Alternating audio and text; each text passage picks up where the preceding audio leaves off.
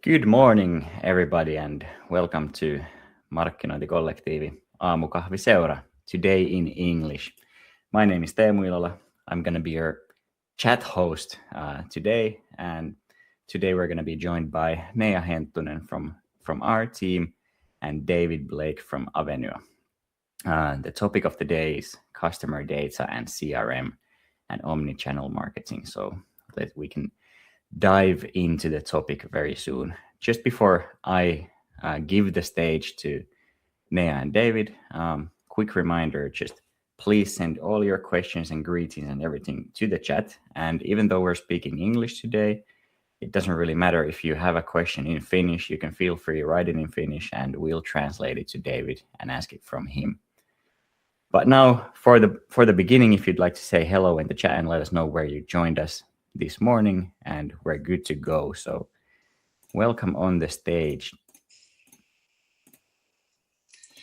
Good morning Nea from and David. Oh, here we go.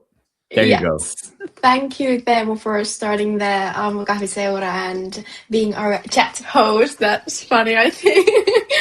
But a very warm welcome to our guest, David Blake from Avenyo. Good morning. Good morning. How are you?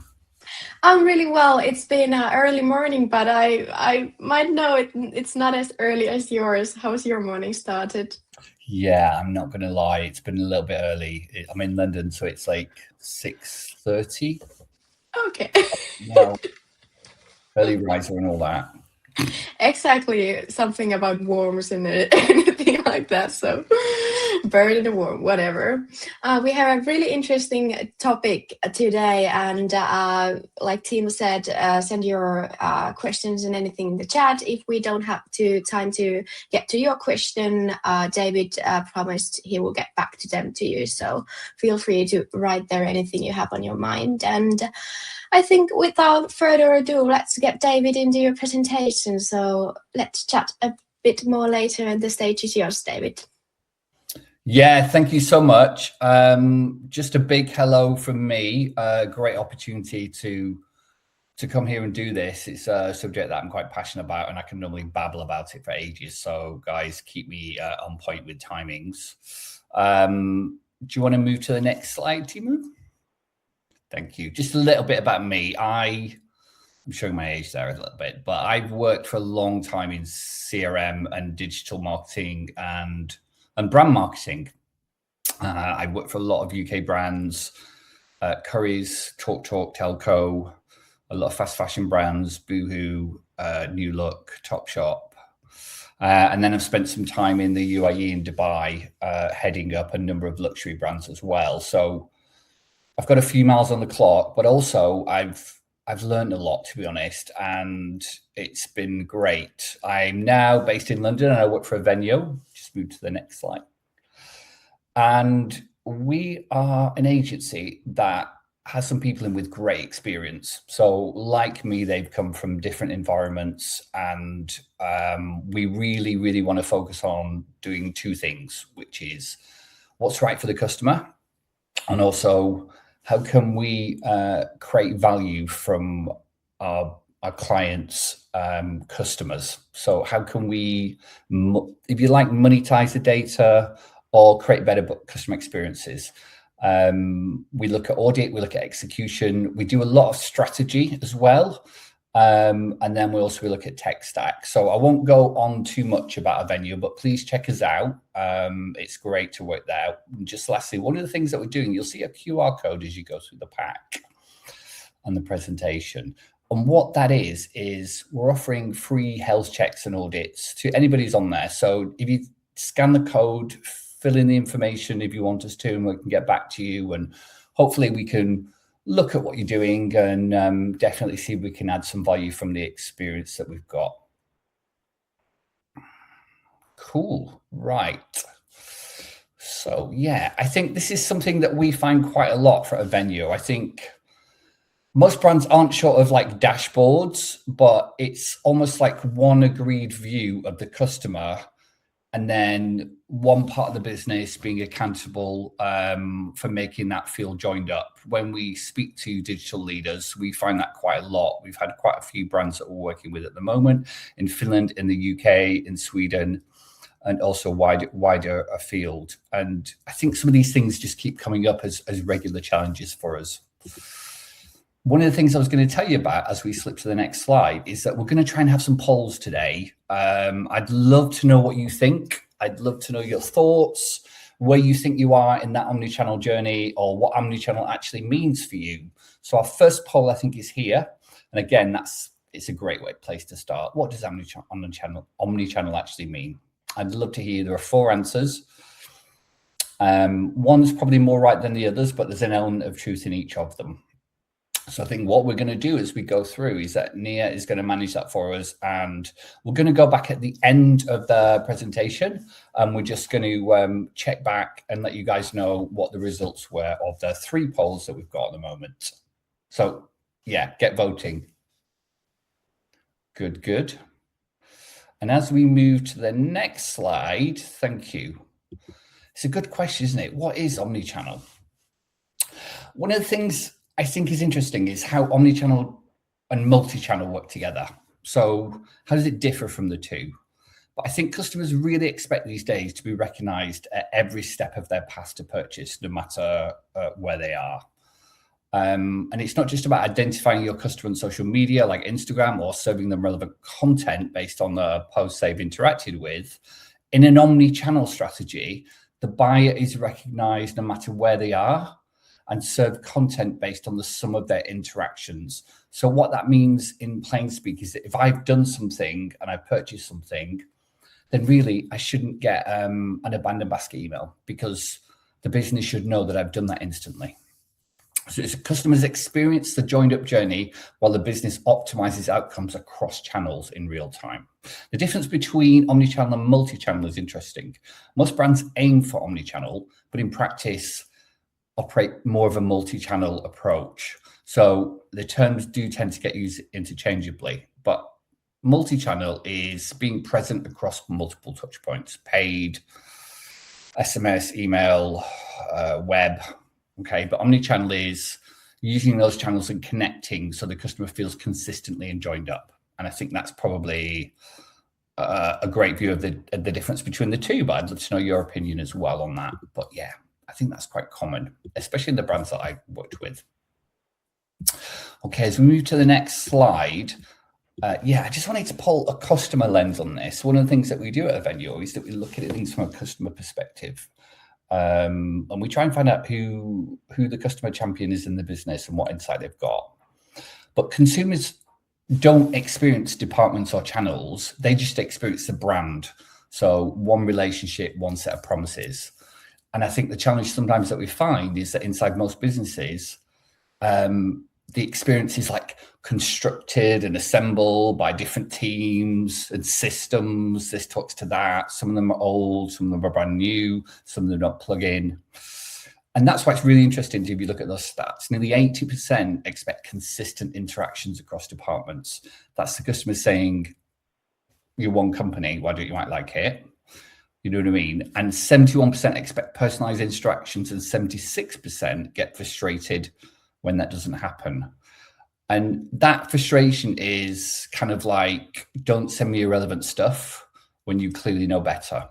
And I always think a CRM it's a relationship with the customer as well. So it's almost like a frustration, but a disrespect that you know all this information on me and you're not really personalizing it and sending anything out. And really interesting, I thought, was that nearly a third would stop doing business with the brand they loved after one bad experience. That's slightly worrying, I think, as well. But I think it's interesting within the context of that. So the baseline for that customer behavior has been the best experience that people get anywhere. So fast checkout, instant refunds, live order tracking, seamless sign-in, those personalized, super personalized recommendations. These are, with a lot of big brands, kind of hygiene and normal. And I think people understand that businesses have their data. And I think convenience has become a default expectation. So people get used to what they call the Amazon speed or the Amazon experience, or maybe the Nike experience. So in essence, I think consumers expect that from a lot of other different brands who maybe aren't as connected and joined up and don't necessarily have those resources. Excuse me. And at the same time, there's a propensity to switch, which is much more prevalent. So you've got this kind of nexus of people expect a really joined up and connected and personalized journey at the same time that they're twitchy and itchy to move if they don't get it, which is the challenge for marketeers and for CRM people to really get this right. Okay. Thank you. I've got a couple of examples that I want to talk about, and one of them is, this is really interesting. So it's Starbucks, it's massive. And I think, as we said, people expect one joined up brand, but this is what happens when they over-promise. They promise easy and fast, but then the store operation can't keep up with that. So Starbucks mobile ordering scaled faster than stores could fulfill it. So at peak times, customers face long waits, a chunk of orders, and then just left the drinks. And I don't know if you're the same, but when you want your coffee in the morning, you don't want to wait. I'm sure it's the same where you guys are. I don't want to be queued up. I want to be in and out. So people would order their coffee on the mobile app. They'd get there, they'd wait, because basically there's only so many people in the store. There's only so many coffee baristas. There's only so many machines. There's only so much bench space. So although the app can keep taking those orders, right, the stores kind of can't produce as quick, as endlessly and instantly. So that backlog turns up. And what that means is bad customer experience, and then they were just throwing away coffees. So they did some work to correct on that, but that's kind of a really good experience of when seamless in connectivity just all needs to be joined up. And then the next slide is about Nike. I'm a big Nike fan, I'll admit it. I've got loads of Nike stuff, probably too much to be honest. But Nike is really good and it has a direct relationship with millions of members across store, web, digital, everywhere. And when it works, it really feels like one brand, one memory. The next message, the offer represents what you buy and what you care about. So I go in the Nike store in London and I can use my app, I can browse, I can order something, I can pay. It gives me recommendations when I'm in the store. It's really, really connected. And I think in people's world today where life is complex, it adds value, and I think people expect that. So just looking at those two examples, when it doesn't work, it means there's no memory, people don't recognize me, I have to repeat myself, conflicting rules, inconsistent offers, that happens on our app and on web, too many touches, and it's a broken handoff, which nobody likes, okay? And then when it does work, it's like customers aren't asking for more channels, but they're asking for a memory. Recognize me, don't make me repeat myself, consistent offers, relevance plus restraint in terms of fewer, smarter touches, and excuse me, a joined up handoff. And I think trust, fairness around permission and personalization. Okay, just checking in for time. Okay, so why does omnichannel often fail? I think it's not because we don't know what good looks like. It's because most organizations don't have that one or single view of the customer. So, I mean, I've worked in a lot of businesses, if I'm honest, and customers' data is split between a bunch of different systems. E-commerce has one view, like the email ESP system has another, the app has another, loyalty has another. One of the brands I work for in Dubai, we had all the loyalty data, but it wasn't in cloud. It was on 4 servers in the top of the building.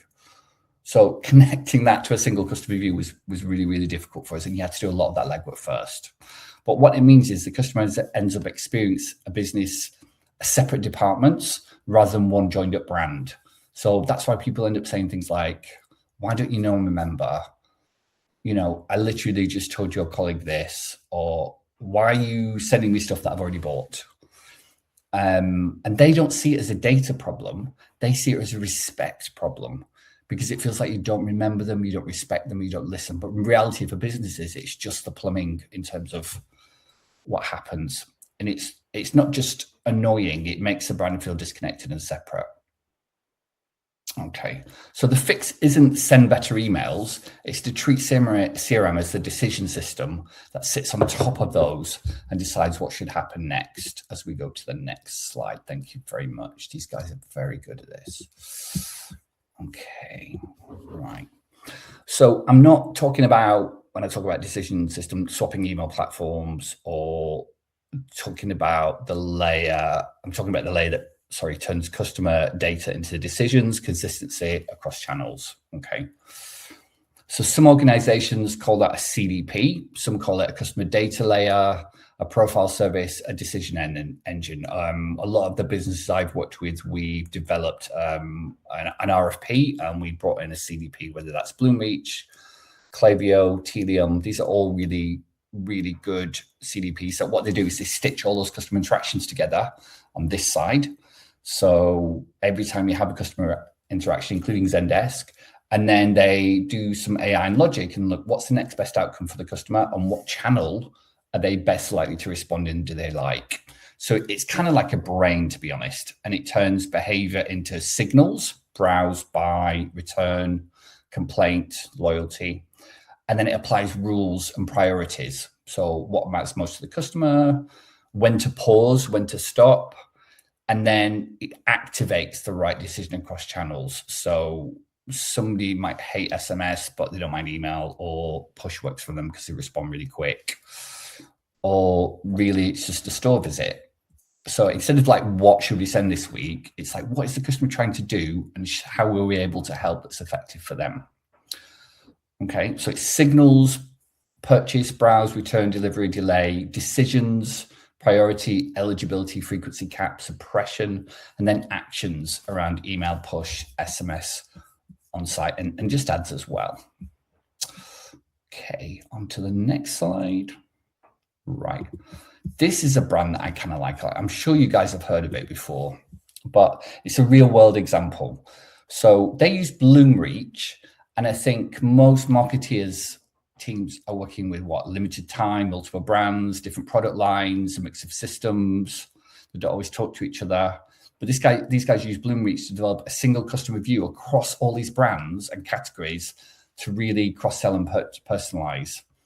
And that really, really helps CRM guys and marketeers. So it's great to grow those separate streams. Each team or brand is doing good work, but it feels siloed from a customer perspective pre-Bloomreach. So they use behavior at the starting point. Engagement becomes a signal, and it just helps them decide what to do next and what to prioritize. Definitely, I can get you some more information on that. If you'd like to know, we've got some great examples. Okay, so a CDP as a decision system. So if CDP is a new term for anyone, I would just say don't overthink it. I think it's great to talk about this in the audience that I've got. But obviously, there's probably going to be a mix of knowledge here as we talk about that. But don't overthink about it. It's a customer data platform, and it's essentially the plumbing or the brain that collects all the customer signals and helps to recognize the same person across those different touch points. But the point of this slide is just a little bit similar. Omnichannel needs 3 layers working together. So first, you need a customer data layer, so you're not guessing who someone is and what they've done. Second, you need a decision layer, so the business behaves consistently. And that's where you set certain rules, what to prioritize, what to pause, what to suppress, and what the next best action or message is. And third, loyalty sits on top as the value exchange. So it's what turns on that joined up experience and repeat behavior, because people feel recognized and they feel rewarded as well. And if you take one message away from this, it's like Omnichannel isn't more channels. It's not. It's like one customer memory, one set of decisions executed across different channels. And that brings us to our next point, which is another poll. I'd love to know at what stage you guys are right now. So each channel does its own thing, or we generally decide what the next best actions across channels. Be great to understand that simple poll. A little bit conscious of time, so have a look at that. Please vote, and then hopefully we'll just going to have some answers at the end, which will be really interesting, I think. Good. Right. So I think up until now, we've talked about systems and structure, but customers don't experience that CDP. They experience moments, and you're the same, I'm sure, and I'm the same as well. It's all about the kind of moments that we have. And I think there's a way that we can use Omnichannel to show up in those really normal moments that people have. It doesn't have to be big brand theatre. So discovery. Someone taps on a product on Instagram and lands on your site. In a joined up world, it's the same product, the same price, and the next step makes sense for them. Like showing the size, store availability, or saving to wish list. In a broken world, it's generic landing page that is unaligned, and the customer does the work. Have you ever done that where you kind of click through, you really like something, and then you just land somewhere where you never expected to, and it's like, what, do I have to go back? What? Ugh. The second moment is after purchase. So this is one probably everybody in marketing recognizes. You've just bought, don't keep selling me the same thing. Omnichannel is simply the business noticing the purchase and switching mode from self to support for a few days. So I think that one change just helps brands to feel a little bit calmer. So if you've just bought something, it might be support on the product. How can we help you? How to set it up correctly? All those kind of things. It's about support mode rather than selling when you've just purchased. And then the third moment is when something goes wrong. So a delivery delay, a complaint, a refund. This is kind of where trust is really won or lost, I would say. In a joined up setup, marketing pauses, makes service a priority, and make sure the customer gets those clear updates. But in a siloed set, you keep blasting promos while the customer is chasing an issue, and it feels like really, really tone deaf. So they're not taken out of sends or contact or engagement. And again, just the point of this slide is Omnichannel isn't more channels, it's making few consistent decisions in these areas. Okay, as we go to the next slide, thank you. So when we talk about ROI and CRM, we've got to be honest about what we're measuring. Okay, clicks and opens are great, but they're not ROI. The only question that matters is what's changed because of what we've done? What's changed because we've intervened? So I would say a few things. Pick one outcome that the business really, really cares about. It might be a repeat rate, conversion, AOV, margin, churn, and don't try and measure everything at once. And then for any meaningful intervention or activity, create a hold-up group. This is super important. So 5, 10, 15% of eligible customers get nothing for just that short window. So you could see what could happen anyway if they hadn't received the incentive and the promotion. And there's different rules about holdouts. There's a campaign level, there's a fallow field, there's lots of different things we can do. But at a campaign level, and for this exercise, I would just definitely keep a holdout. And then, for example, if you run a 10% loyalty offer, you don't judge it by campaign revenue. We measure whether people who received it bought more than the people who didn't, and whether the uplift still exists after you count for those customers who would have purchased it regardless. So there's lots of different ways. The same for a win-back journey as well, but a holdout tells you that that group meaningfully outperforms the holdout. Okay, and then you can compare the results after the window.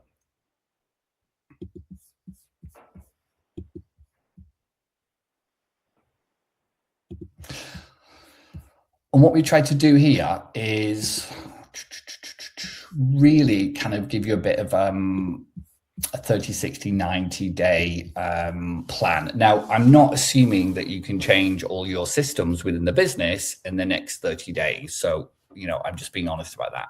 But there is stuff you could do. You can audit, you can do a pilot. Mapping key customer journeys is really important, and data sources. I think that's a fun thing to do if you're a bit of a CRM geek like me, or it's just really good to understand what those journeys and what data comes in from them. And then I think you can put a cost down onto the fragmentation. So if you look at the wasted sends, the respot contacts, the returns, I think you can definitely put a number against it, which is really important. And then, as I say, create a joined up customer profile where possible within the level that you are starting at, and then look at how you would connect priority systems. Again, that's something that you could put on the roadmap, definitely. And I think it's something you could drive within the business once you've shown the cost of the duplication and the inaction and the not joined up situation, the customer experience. I think launching 2 or 3 decision use cases really, really helps. You can look at the journeys, look at the customer's preferred channels. And I think once you have a number against that, it kind of has traction within the business as well. And also the customer experience, if you look at NPS. Good, right. And I think lastly, we're going to talk about just a last poll. I'm conscious of time. So if customers could score you on one thing, what would hurt most today to them? Is it you don't recognize me? Is it you spam me? Is it your office feel inconsistent? I'd love to know what you guys think about that. Because I've been in businesses where maybe it's either one of those at any one point, but it'd be great to get your thoughts on that as well. And then, thank you. So I guess 5 things to take away from this. And we have had a lightning World Stop tour, but as I say to you, you'll see the QR code on there. So if you want more information, just click on the QR code, fill it in, and we can set up a separate session. Hopefully we can support and work with you guys. Okay, but again, if you take one thing away, it's Omnichannel isn't about adding more channels.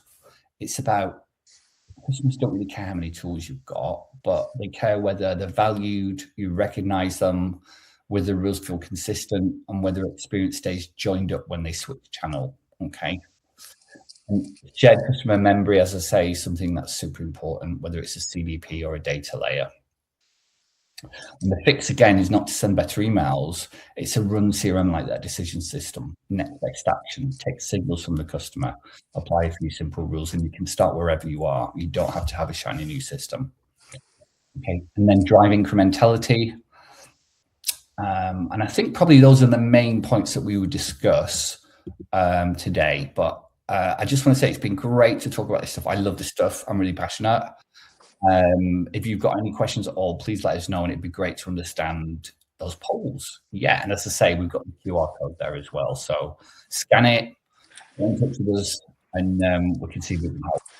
Super. Hey, go ahead and scan it, and we're gonna check some polls, and we have the same link in the chat, so pop up there and get it from there.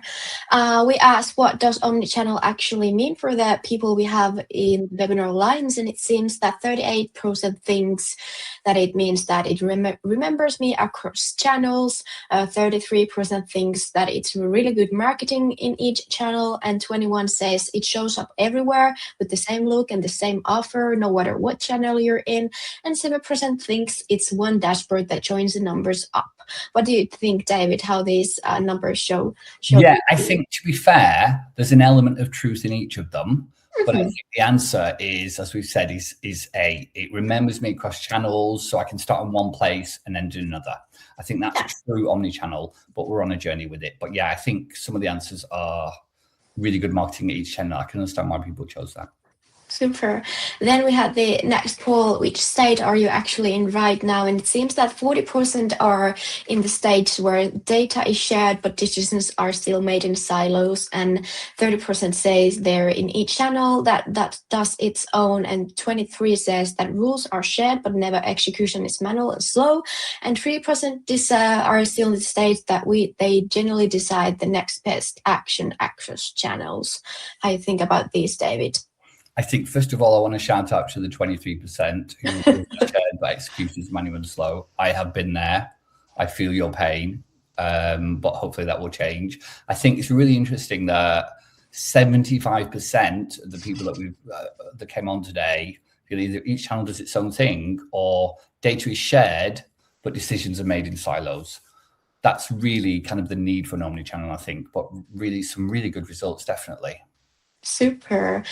I'm gonna pop that third poll here. You can see the answers there. And David, you can think for a while what words you will tell the people sent off there to continue their day. But before we're gonna go to there, Teemu will pop here and tell us what happens next week. So go ahead, Teemu. I am here.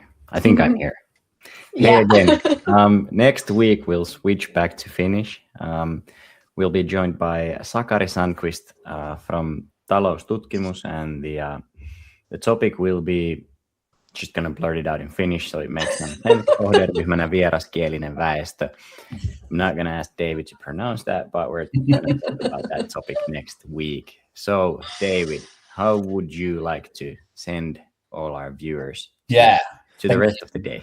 The guys have been, before we came on the call, the guys were giving me Finnish words to pronounce to and then laughing at my responses. So which were terrible, I must admit. But I just want to say thanks for taking the time to listen to me today. It's been really interesting, and yeah, have a great day. Thank you, David. And Thank you, David. pop up and add David to your LinkedIn, and David will go get back to you with the questions that we didn't have time today to answer. So wait for that, and have a nice day, and we will see you next week. And remember to give us feedback. Thank you. See you Thank next you. Bye-bye. week. Bye.